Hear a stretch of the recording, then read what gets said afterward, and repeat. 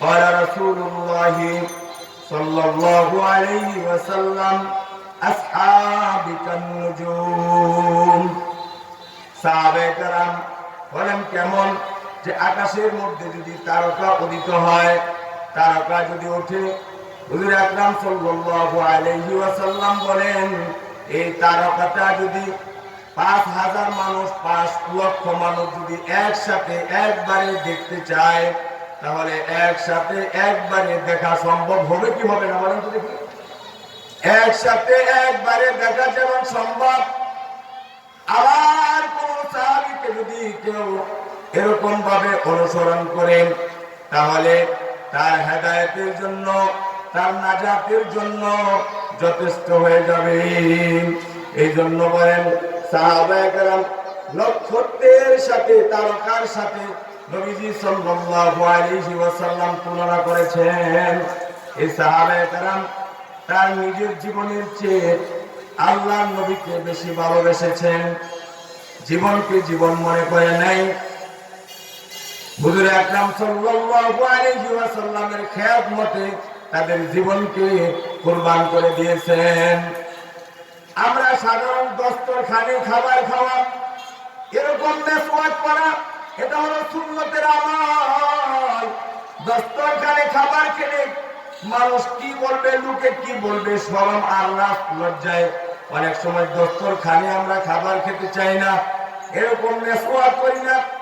হুজুর আকরাম সাল্লাল্লাহু আলাইহি ওয়াসাল্লাম বলেছেন যদি ফিতনা এবং ফাসাদের যুগে কেউ যদি একটা সুন্নাত, যে সুন্নতের উপরে কোনো আমল নাই, মনে করেন আপনার ঘরের মধ্যে, আপনার ফ্যামিলির মধ্যে মেসওয়াকের কোনো আমল নাই, অথবা দস্তরখানে খাবার খাওয়ার কোনো আমল নাই, আপনি যদি ওয়াজ শোনার পরে, বয়ান শোনার পরে নতুন যদি এই আমলটা আপনি চালু করেন, তাহলে নবীজির হাদিস প্রমাণ করে ১০০ গলা কাটা শহীদের সব আল্লাহ তার আমলনামা লিখে দিবেন। সুবহানাল্লাহ।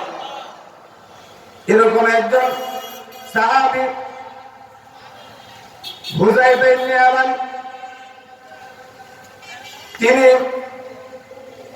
দাওয়াতে গেলেন, বাদশাহ দাওয়াত দিলেন, রোম সম্রাট এক দরবারে দাওয়াত খেতে গেলেন। সন্ধির জন্য দাওয়াত দেওয়া হলো। আল্লাহ রাসূলের সাহাবী খাবার খেতে বসলেন।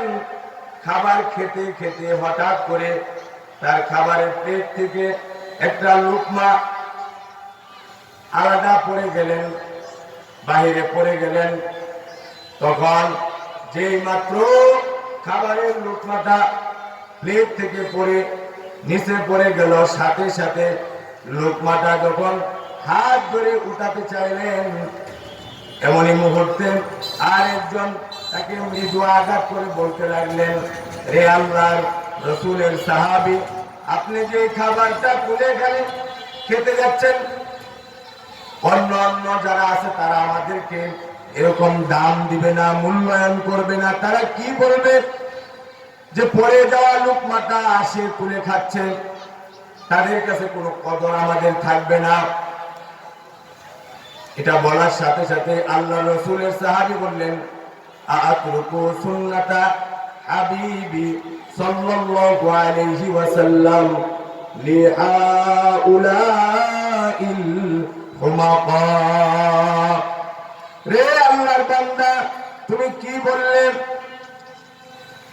যে আমার জীবন চলে যেতে পারে, আমাকে পাগল বলতে পারে, এরকম অন্য অন্য আরো বিভিন্ন ধরনের গাল মন্দ করতে পারে, আমাদেরকে কদর না করতে পারে, কিন্তু আমার যদি জীবনও চলে যায় তাহলে হুজুর আকরাম সাল্লাল্লাহু আলাইহি ওয়াসাল্লামের সুন্নতের আমল কখনো আমার কাছ থেকে ছুটে যাবে না।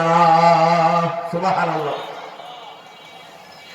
পড়ে যাওয়া লুকমা যদি কোনো ব্যক্তি তুলে আবার এটা খেয়ে নেয়, হুজুর আকরাম সাল্লাল্লাহু আলাইহি ওয়াসাল্লাম বললেন এই লুকমার মধ্যে আল্লাহ বরকত রেখে দিয়েছেন। তাহলে আমরা সমাজের মধ্যে অনেকে হোটেলে খাবার খেতে গেলে অনেক খাবার পড়ে যায়, অনেকে আবার দস্তরখান বিছিয়ে খাবার খান না। তারা চিন্তা করেন কত খাবার, কত খাবার এরকম আমরা ফেলে দেই। খাবার যে দস্তরখানে খাওয়ার উদ্দেশ্যটা কি? যদি খাবারটা পড়ে যায় তাহলে যেন কোন বান্দার বান্দি যেন পড়ে যাওয়া লুকমাটা আবার তুলে দ্বিতীয়বার খেতে পারে। এই জন্যই দস্তরখানে খাবার খাওয়া।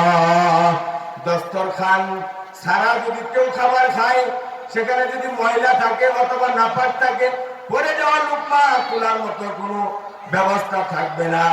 এজন্য কোনো বান্দার বান্দির আমল নামায় যদি দস্তরখানের আমল চালু হয়ে যায়, ওই ব্যক্তির আমল নামার মধ্যে 100 গলা কাটা শহীদের সব আল্লাহ লিখে